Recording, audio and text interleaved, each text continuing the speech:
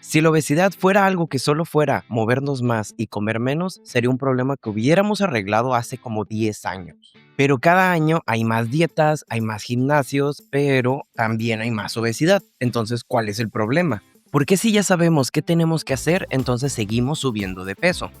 La respuesta es incómoda porque no empieza en el plato, empieza en las emociones, en las ideas, en la cultura, en la familia y en cómo aprendimos a relacionarnos con la comida.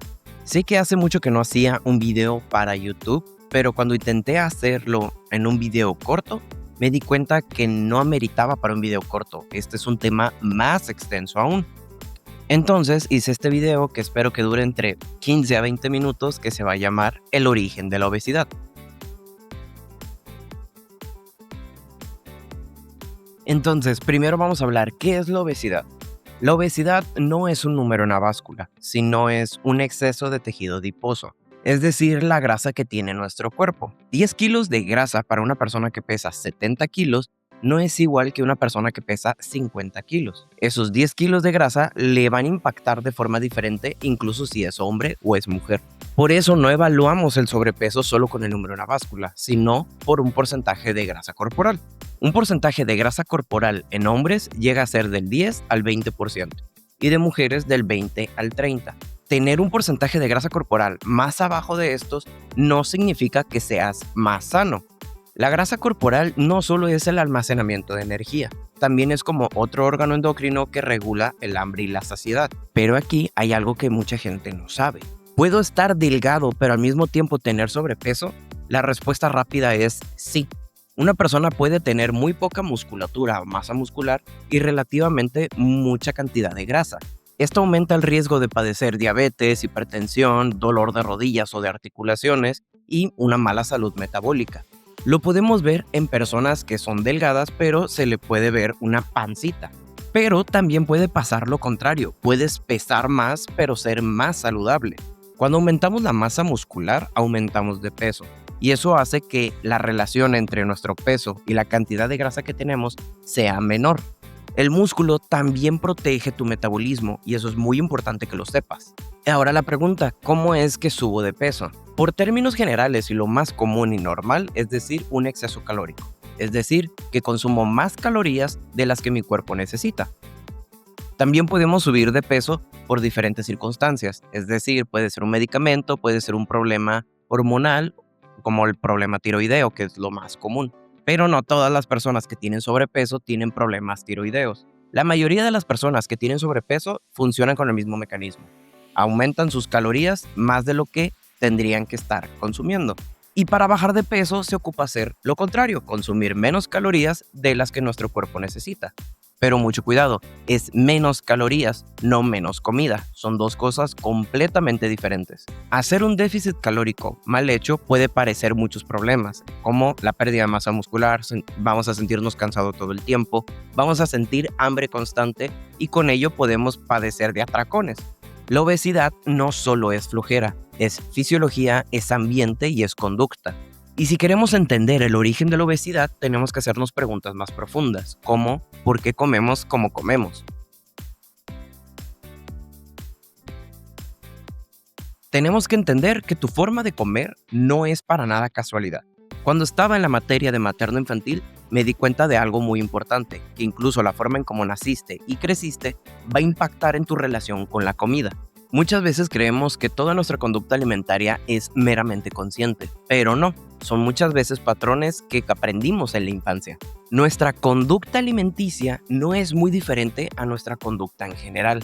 Nuestra conducta alimenticia se rige por 5 factores más importantes, que serían las emociones, las ideas, el entorno social, la cultura y la familia, donde nos vamos a dar cuenta que la parte familiar es la más importante de todas.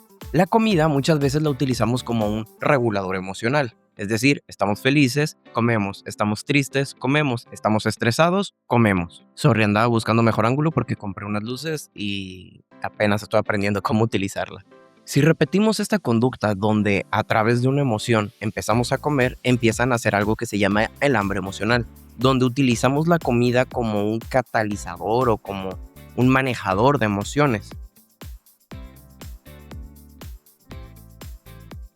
Tus ideas o tus creencias también influyen mucho en tu conducta alimentaria, como por ejemplo, para los católicos, la cuaresma dejan de consumir ciertos alimentos y eso repercute en su nutrición. Y no necesariamente tienen que ser creencias religiosas, creencias familiares o por ejemplo frases como el termínate la comida porque hay niños que no tienen ni qué comer, incluso cuando ya estás lleno, eso va a hacer que tengas una conducta hacia la comida preterminada, es decir, siempre te acabas la comida y acabas estúpidamente lleno. O también ideas sobre el cuerpo, donde el miedo a engordar puede llevar a restricciones excesivas de comida. En algunos casos puede desencadenar un trastorno de conducta alimentaria, donde en algunos casos hay conductas compensatorias como puede ser el hacer mucho ejercicio después de comer, el quitarse las comidas o saltarse comidas o incluso vomitar o usar laxantes. Pero incluso aunque tus emociones o tus creencias cambien, también está el entorno social. La comida es convivencia. Si yo te invito a una fiesta y solo te sirvo lechuga y agua, vas a sentir como que algo no encaja. En bodas, en funerales, en reuniones, hay comida que ya se está esperando, que es como un estándar, porque también comer es parte de pertenecer. Y también la comida es cultura. No nos imaginamos un 16 de septiembre sin las comidas mexicanas, o al menos los mexicanos, o las navidades sin los platillos típicos familiares. La comida también forma parte de nuestra identidad cultural, porque es historia, es cultura, es pertenencia.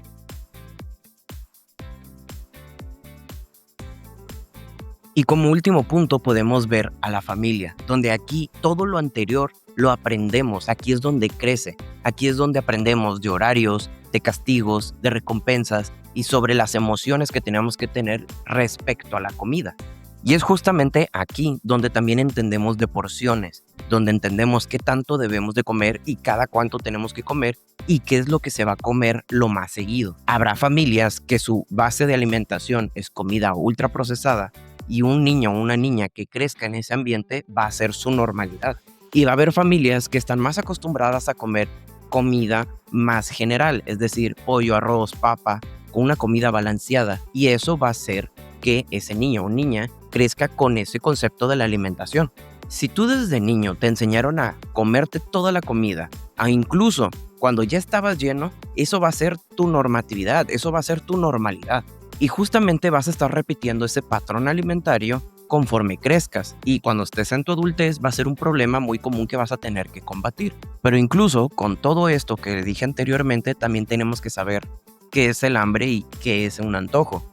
Y aquí es donde yo te pregunto, ¿la última vez que comiste porque tenías hambre o porque tenías ganas de comer? El hambre es una señal fisiológica que está regulada por dos hormonas llamadas grelina y leptina. El hambre es una señal que se siente en el estómago. Empieza a crecer poco a poco y conforme pasa el tiempo se va haciendo más grande. El hambre no necesita de ver comida o de pensar en comida. Empieza a aparecer de la nada. Sin embargo, el antojo es todo lo contrario. Se siente en la boca y nace desde el momento que vemos comida o que pensamos en comida. Puedes tener antojo, pero no tener hambre, pero puedes tener hambre y tener antojo a la vez. Y aprender a distinguir estas dos cosas va a ser algo fundamental para poder llevarte mejor con la comida, una mejor relación con la comida. Ahora, hay un tercer tipo de hambre, que ya lo habíamos mencionado anteriormente, que se llama el hambre emocional. El hambre emocional nace en el momento que queremos regular las emociones con comida. Es decir, nos sentimos tristes y comemos, estresados y comemos, ansiosos y comemos. Y otra cosa que también sería muy importante que entendamos es qué son los atracones. Los atracones son periodos donde empezamos a comer y se caracterizan porque sentimos que perdemos el control. Es decir, sabemos que tenemos que parar, pero sentimos que no podemos. Estos atracones suelen aparecer muy constantemente en restricciones demasiado excesivas, ya sea restricciones calóricas muy excesivas o ya sea mucho tiempo sin comer. Hay personas que sienten hambre real, fisiológica, cada 4 horas. Hay personas que se distraen y no sienten hambre. Y hay personas que naturalmente les da hambre nada más 2 veces al día. Justamente esta es una de las razones por la cual algunas estrategias, como el ayuno intermitente, no son para todas las personas. Habrá personas que el ayuno intermitente está perfecto para ellos pero para otras personas no.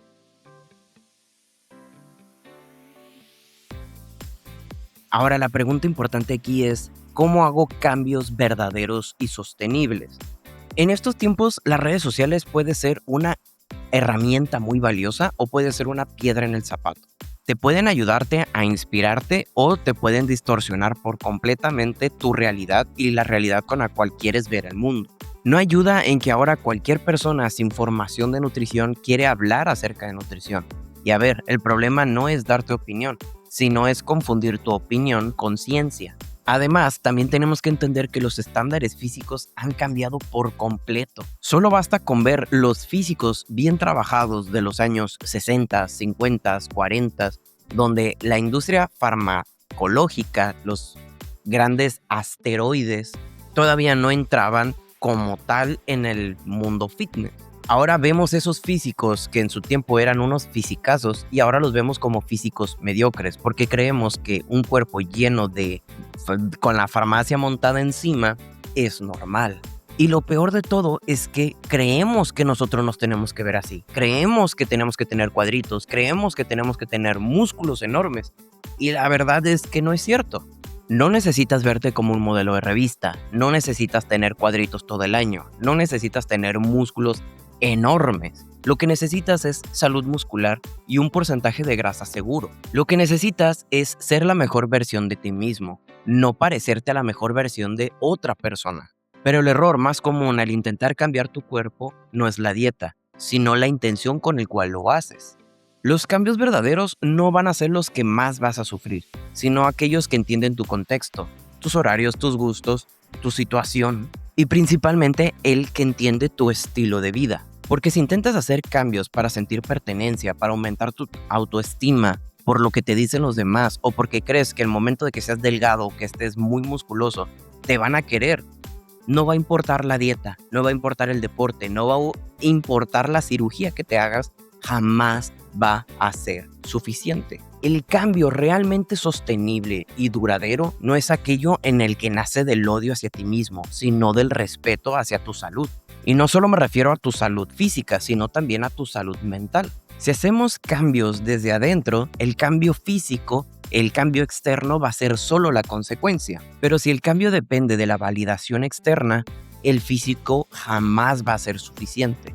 Hacer cambios con la mentalidad correcta es lo que va a hacer que tengas cambios sostenibles y duraderos conforme a los años y principalmente sostenible durante años. Ahora, probablemente te estés preguntando, ¿por qué hay personas que hicieron cambios muy drásticos en semanas o meses y yo sigo estancado durante años en la misma situación?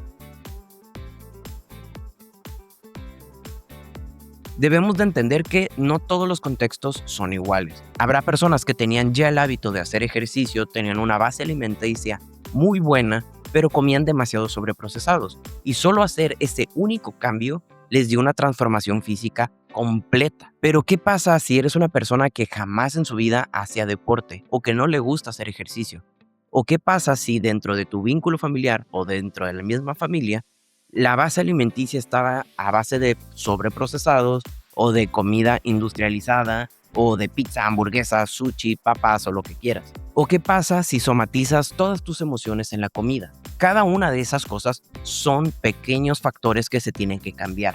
Entonces el problema se va incrementando, se agranda y hay muchas áreas que tenemos que trabajar, lo cual va a hacer que hacer cambios va a ser completamente más difícil que una persona que tenía buenos hábitos, una buena base alimenticia y lo único que tuvo que hacer es un único cambio.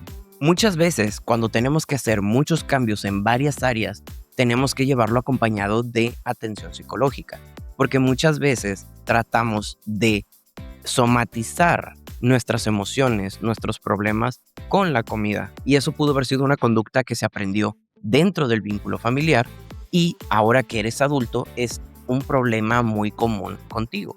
Ahora, todo esto que te digo solo es la punta del iceberg, solo es para que entiendas de dónde se puede originar la obesidad. El origen de la obesidad de cada persona va a ser muy diferente para diferentes personas. Habrá cosas que se repitan, pero por eso se necesita una atención individualizada. Y principalmente tenemos que entender que todos los aspectos psicológicos los tenemos que ver acompañado con el profesional de la salud mental, que serían los psicólogos. y los nutriólogos atendemos meramente las partes nutricionales y las partes conductuales las podemos llevar un poquito, pero no somos el profesional, vamos a decir, lo más adecuado para eso. Sí podemos ser un apoyo para el psicólogo, sí podemos ser un apoyo para ti, para distinguir algunas cosas, para decir, oye, mira, estás haciendo esto, pero no hay nada mejor que llevar tu proceso con verdaderos profesionales. Espero que te haya gustado este video. Si fue así, te invito a que le des like. Me encantaría poder hacer una sección donde pueda escucharlos a cada uno de ustedes con su contexto individualizado y poderlo llevar poco a poco y poderlo exponer a redes sociales para que más gente que tenga la misma situación se sienta pues identificada y poderles dar una guía hacia cómo pueden hacer las cosas. Pero todavía no tenemos esa comunidad. Si quieres que hagamos ese tipo de cosas, te invito a que nos sigas a nuestras redes sociales, que le des like si te gustó y que recuerdes que todo cambio se ha dado con el espíritu correcto. Nos vemos a la próxima.